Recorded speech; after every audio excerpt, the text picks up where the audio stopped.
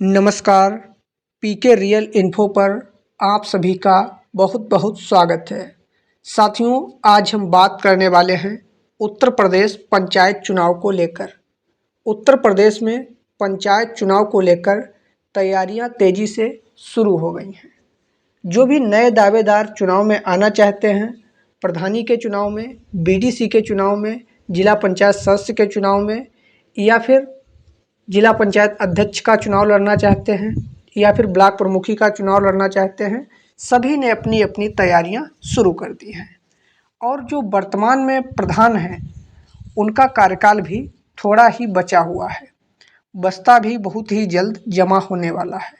जो वर्तमान में प्रधान हैं, वो लोग सोच रहे हैं 2 से 3 महीने या फिर 4-5 महीने का जो समय बचा है, जल्द से जल्द लूट मार और कर लें। कितना क्या काम में लूट खसोट कर लें, बस उनका इतना ही काम रह गया है।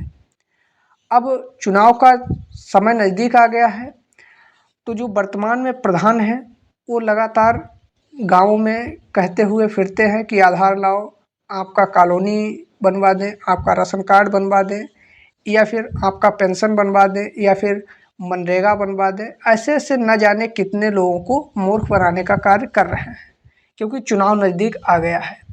भोली भाली जनता गांव में है, वो बेचारी फिर से फ़ोटोकॉपी करा के दे देती है, तब तक चुनाव आ जाता है। तो साथियों, इसी के विषय में हम बात करने वाले हैं। जो चुनाव को लेकर एक फाइनल डेट के बारे में क्लियर जानकारी देने वाले हैं। साथ ही साथ आरक्षण लिस्ट को लेकर भी इस बार कुछ नए बदलाव किए गए हैं। और जो भी न्यू कैंडिडेट्स आना चाहते हैं इस बार इलेक्शन में, उनको यह वीडियो देखना बहुत ही ज़रूरी है। तो आइए बिना किसी देरी के इन्फॉर्मेटिव वीडियो को शुरू करते हैं। इससे पहले चैनल पर नए हैं तो कृपया चैनल को सब्सक्राइब कर लें, वीडियो को लाइक कर लें, ताकि ऐसी और मोर अपडेट देखने को मिलती रहे। आइए बात करते हैं डेट की। तो साथियों, डेट की बात करें, डेट आप सभी को मालूम है कि 2026 में चुनाव होगा, लेकिन ये नहीं मालूम है कि किस महीने में होगा।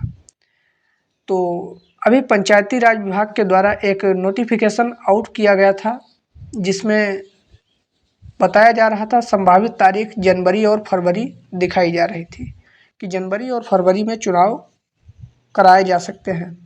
देखिए, यूपी बोर्ड जो परीक्षा है उससे पहले हो सकता है या फिर बाद में, क्योंकि यूपी बोर्ड परीक्षा में भी काफ़ी काम होता है टीचर्स के पास, क्योंकि सब चुनाव में काम टीचर्स का होता है, पुलिस प्रशासन का होता है। तो इसलिए थोड़ा उसको समीक्षा में नज़र में रखते हुए कार्य किया जाएगा कि यूपी बोर्ड परीक्षा से पहले चुनाव हो या फिर बाद में। चलो, वो तो क्लियर हो जाएगी। लेकिन अब हम बात कर लेते हैं थोड़ा आरक्षण लिस्ट को लेकर। तो आरक्षण लिस्ट को आधार बेस 2015 वर्ष माना जाएगा। ये कहीं कहीं देखने को मिल रहा है जानकारी में। कहीं तो रोटेशन सिस्टम के माध्यम से इस बार आरक्षण लिस्ट में बदलाव हो सकता है, चेंजेस हो सकते हैं, या फिर आपकी ग्राम पंचायत में कौन सी आबादी ज़्यादा है, कौन सी जनसंख्या के लोग ज़्यादा हैं, कौन सी कास्ट के उसके हिसाब से आपकी ग्राम पंचायत में सीट आएगी। इस प्रकार से आरक्षण तय होगा। और कुछ ग्राम पंचायत इस बार कटी भी हैं, तो स्वाभाविक सी बात है कि ग्राम पंचायत कटी हैं तो ग्राम प्रधान भी कम बनेंगे। अब हम बात करेंगे कुछ एलिजिबिलिटी के बारे में कि इस बार कुछ योग्यताओं में नए नियम लागू किए गए हैं।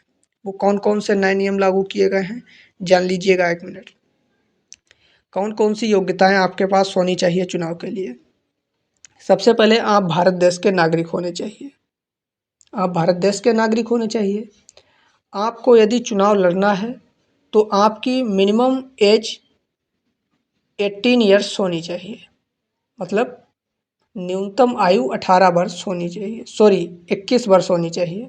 18 वर्ष होती है वोटर के लिए, तो आपकी न्यूनतम एज 21 वर्ष होनी चाहिए। और आपके पास एक कास्ट सर्टिफिकेट होना चाहिए, जिसे कहते हैं जाति प्रमाण पत्र।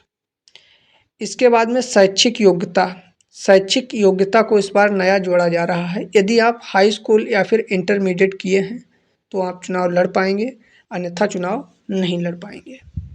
ये बहुत बड़ा एक रूल इस बार आ रहा है। तो आप पढ़े लिखे हैं या फिर नहीं, ये तो आप ही जान सकते हैं। और हो सकता है 2 बच्चों वाला कानून भी इस बार लागू किया जाए। इससे पॉपुलेशन कंट्रोलिंग में भी काफ़ी बेनिफिट्स देखने को मिलेगा अगर ऐसा होता है। बाकी शैक्षिक योग्यता को तो जोड़ा जाएगा और शैक्षिक योग्यता को जोड़ा जाना भी चाहिए। अगर मैं सही कह रहा हूँ तो आप सपोर्ट कीजिएगा। वीडियो में इतना ही, तब तक के लिए जय हिंद, वंदे मातरम दोस्तों।